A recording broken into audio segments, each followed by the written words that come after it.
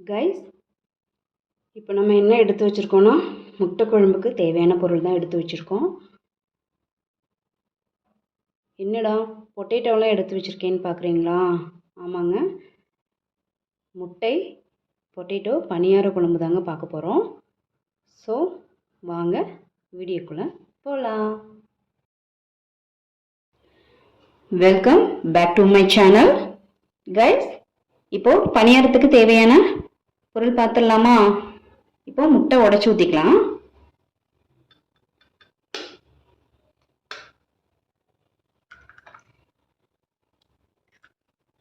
நான் வந்து முட்டை குழம்புக்கு 3 முட்டை எடுத்திருக்கேங்க.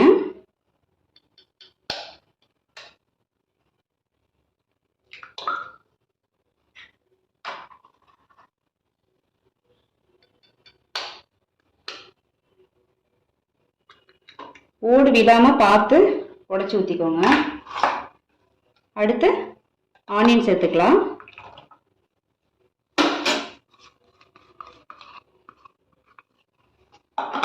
அடுத்து உருளைக்கிழங்கு. இது ஆப்ஷனல் தாங்க.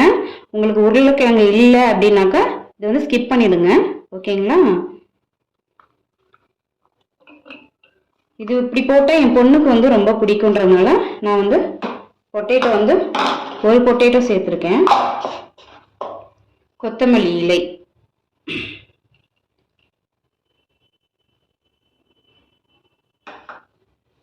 இப்போ பணியாரத்துக்கு தேவையான சால்ட்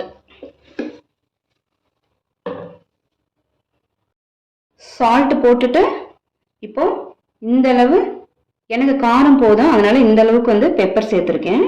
நீங்கள் வந்து ஒரு 6 முட்டை எடுக்கிறீங்கன்னா அதுக்கு தகுந்த மாதிரி பெப்பர் வந்து சேர்த்துக்கோங்க. இப்போ எல்லாத்தையும் நம்ம இந்த இது வச்சு அடித்து எடுத்துக்கலாங்க. நல்லா கலந்து விட்டுக்கோங்க.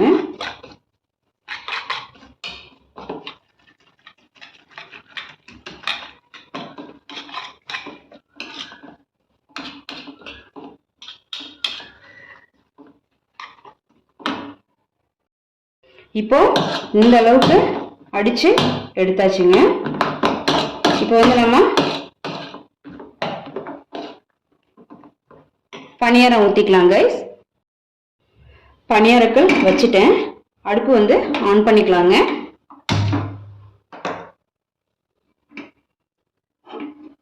கல் வந்து நல்லா சூடாகணும். கல் சூடாயிடுச்சுங்க. அடுப்பு சிம்மில் வச்சுட்டு ஆயில் சேர்த்துக்கோங்க.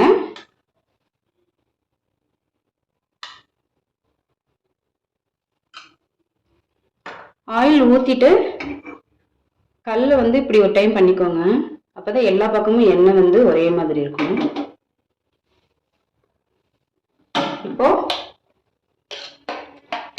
முட்டை பணியாரம் ஊற்றிக்கலாங்க. இப்போ கொஞ்சம் அடுப்பை கூட்டி வச்சுக்கோங்க.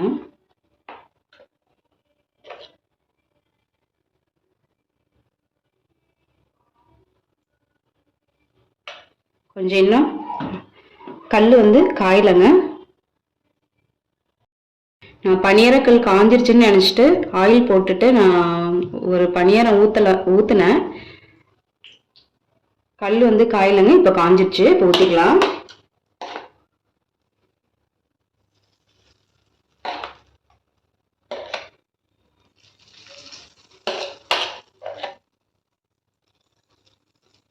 இப்படி டிஃப்ரெண்டாக நம்ம செஞ்சு கொடுத்தோன்னா வீட்டில் இருக்கிறவங்க லைக் பண்ணி சாப்பிடுவாங்க.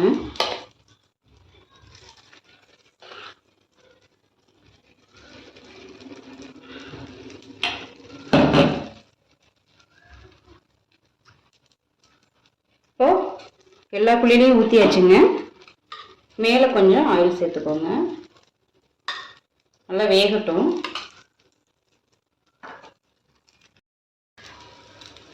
முட்டை பணியாரம் வெந்துருச்சான்னு பார்த்துட்டு திருப்பிக்கலாங்க. நீங்கள் இந்த மாதிரி ஒரு இதுக்கு நேம் எனக்கு தெரியல. இந்த மாதிரி இல்லைன்னா ஸ்பூன் வச்சு எடுத்துக்கோங்க. இந்த கம்பி இல்லைன்னா ஆக்சுவலி நம்ம முடி போதும் இல்லையா, அந்த இது நான் வந்துட்டு பணியாரம் எடுக்கிறதுக்குன்னே இது வச்சுக்கிட்டேன்.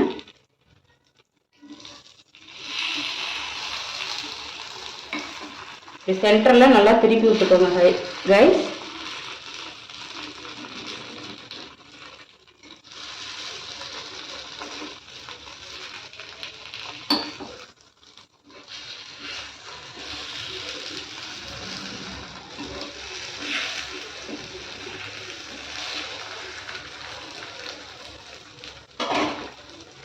வேகட்டுங்க.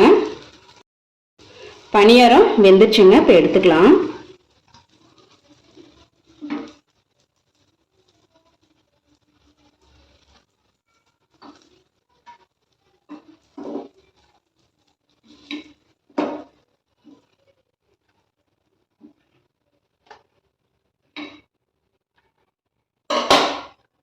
பாருங்க கைஸ், இதே மாதிரி இப்போ பேலன்ஸ் இருக்கு இல்லையா, எல்லாத்தையும் ஊற்றி எடுத்துக்கலாம். கைஸ், பேலன்ஸ் மாவையும் ஊற்றி ஃபுல்லாக எடுத்துட்டேங்க. 3 முட்டைக்கு பார்த்தீங்கன்னா 21 பணியாரம் வந்திருக்குங்க. நீங்கள் இந்த மாதிரி ட்ரை பண்ணுங்கள். வீட்டில் வந்து எல்லாரும் திருப்தியாகவும் சாப்பிட்லாம். இப்போ பேன் அடுப்பில் வச்சிட்டேன். பேன் காயிட்டுங்க.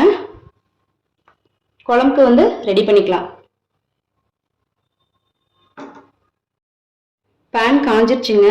நான் இந்த கரண்டியில் 1 கரண்டி நல்லெண்ணெய் சேர்த்துக்கிறேன். செக்கில் ஆட்டின எண்ணெய்ங்க.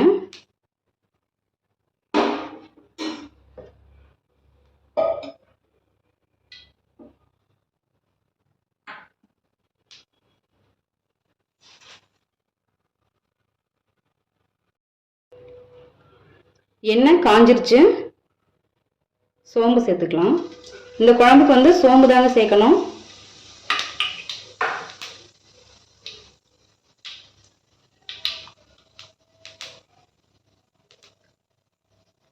நல்லெண்ணெய் ஃப்ளேவர் பயங்கரமாக வருது. இப்போ சோம்பு பொரிஞ்சிருச்சுங்க. ஆனியன் சேர்த்துக்கலாம்.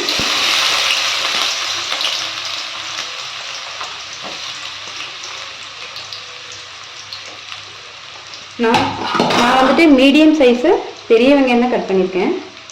இப்போ இது கூட கறி லீஃப்,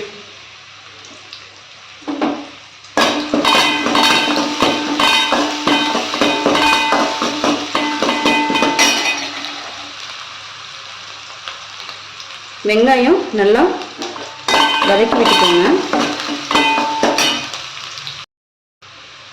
ஆனியன் நல்லா இந்தளவு வதங்கிடுச்சுங்க. இப்போ இஞ்சி பூண்டு பேஸ்ட்டு நான் 2 ஸ்பூன் எடுத்து வச்சுருக்கேங்க. சேர்த்துக்கோங்க.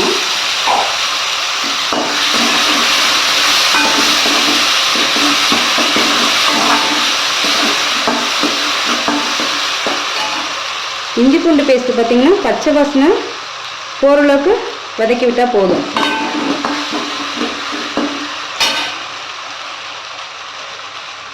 அடுத்து 2 பெரிய தக்காளி வந்து நான் அரைச்சி வச்சுருக்கேங்க. இதையும் சேர்த்துக்கலாம்.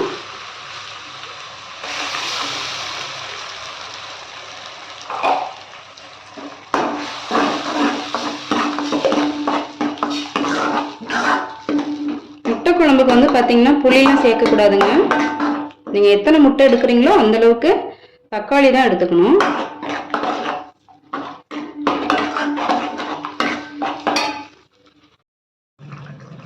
தக்காளி நல்லா வதங்கிடுச்சுங்க. இப்போ என்ன பண்ணுறோன்னா இந்த அளவுக்கு மஞ்சள்தூள் சேர்த்துக்கலாம்.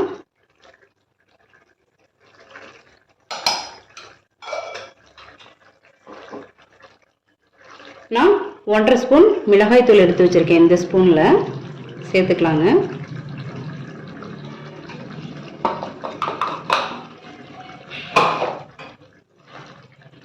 இந்த ஸ்பூனில் 2 ஸ்பூன் மல்லித்தூள் எடுத்து வச்சுருக்கேன்.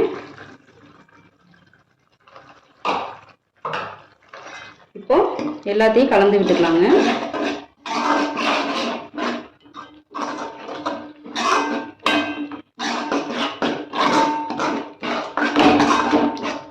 இந்த முட்டை குழம்பு பார்த்தீங்கன்னா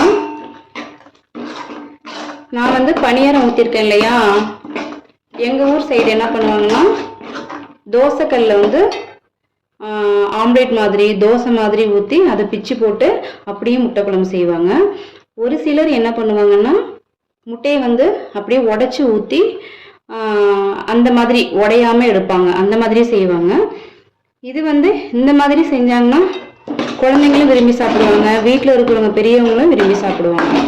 இப்போ எனக்கு 3 முட்டைக்கு வந்து 21 பணியாரம் வந்திருக்கு இல்லையா, நான் இந்த மாதிரி தான் செய்வேன்.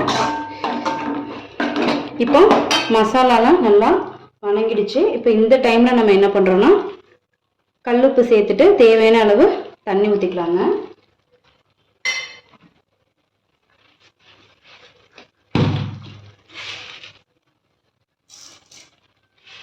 நீங்கள் குழம்புக்கு தேவையான உப்பு சேர்த்துக்கோங்க.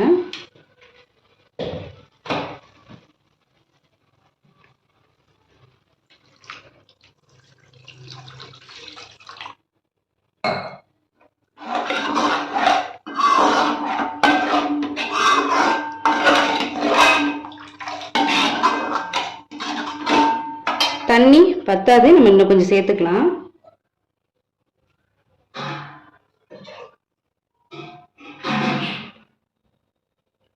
இன்னும் கொஞ்சம் சேர்த்துக்கலாம். நான் ஏன் இந்த அளவுக்கு தண்ணி சேர்த்துக்கிறேன் அப்படின்னாக்கா, நம்ம தேங்காயும் சேர்ப்போம். அதுக்கப்புறம் பார்த்தீங்கன்னா பணியாரம் வந்து அந்த தண்ணி வந்து கொஞ்சம் இழுக்கும், அதனால வேண்டி கொஞ்சம் பார்த்து சேர்த்துக்கணும். பணியாரம் செஞ்சு போடும்போது மட்டும் தண்ணி தேவையானது ஊற்றிக்கோங்க. மற்ற குழம்புக்குலாம் நீங்கள் எப்படி செய்கிறீங்களோ அந்த மாதிரி ஊற்றிக்கலாம். இப்போ மூடி போட்டுக்கலாங்க.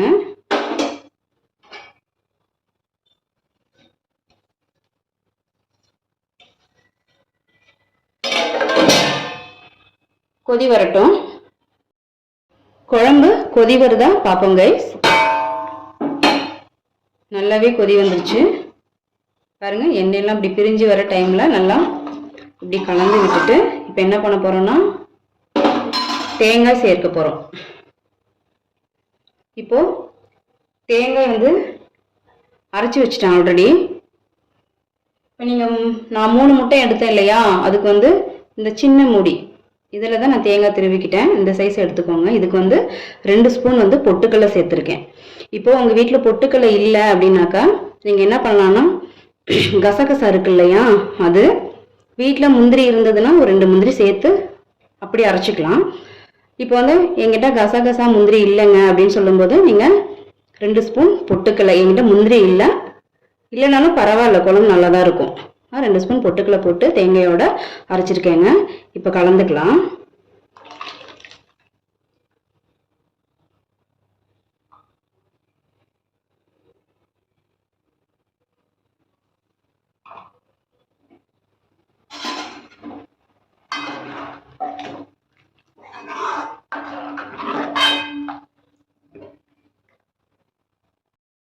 இப்போ தேங்காய் விழுது சேர்த்தோம் இல்லையா, நல்லா கலந்து விட்டுட்டு இப்போ இந்த டைமில் உப்புலாம் கரெக்டாக இருக்கா செக் பண்ணிக்கோங்க.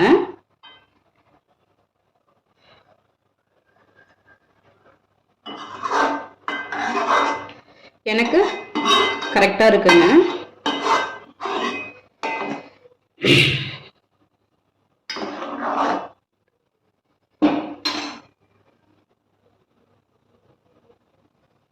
இப்போ ஒரு கொதி வரட்டும்.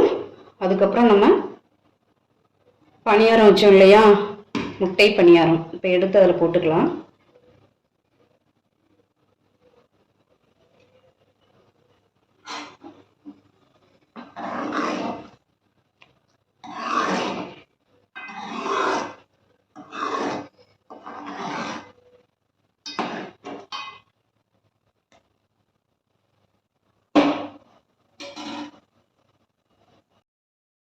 குழம்பு நல்லா கொதி வந்துருச்சுங்க. இந்த டைமில் அடுப்பை வந்து சிம் பண்ணிக்கோங்க.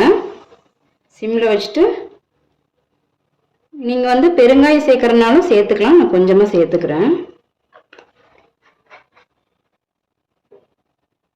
இப்போ பணியாரம் எடுத்து வச்சோம் இல்லையா, ஒன்று ஒன்றா இப்போ இதில் சேர்த்துக்கலாம். இந்த குழம்பு வந்துட்டு அல்டிமேட்டாக இருக்குங்க. இந்த குழம்பு வச்சிங்கன்னா வீட்டில் குழம்பு இருக்காது, அடுத்த செகண்டே காலி ஆகிடும். கிட்ஸ் வந்து என்ன பண்ணுவாங்க, எல்லாத்தையும் எடுத்து சாப்பிட்டுட்டு குழம்புலாம் காலி பண்ணிடுவாங்க. பெரியவங்களுக்கும் பிடிக்கும்.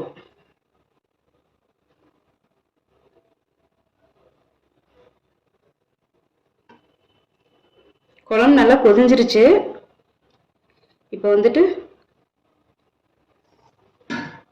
ஜஸ்ட் ஒரு கொதி மட்டும் வரட்டுங்க. அதுக்கப்புறம் மல்லித்தலை தூவி இறக்கிக்கலாம்.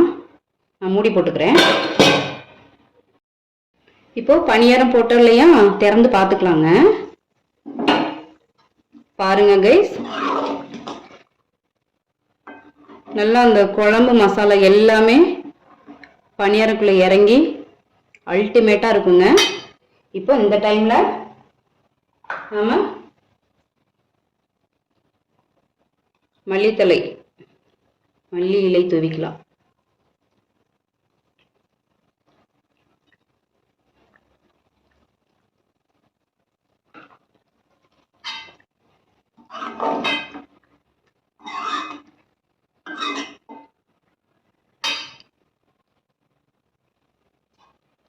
அவ்வளோதான் கைஸ், முட்டை பனியார குழம்பு வந்து ரெடி ஆயிடுச்சு.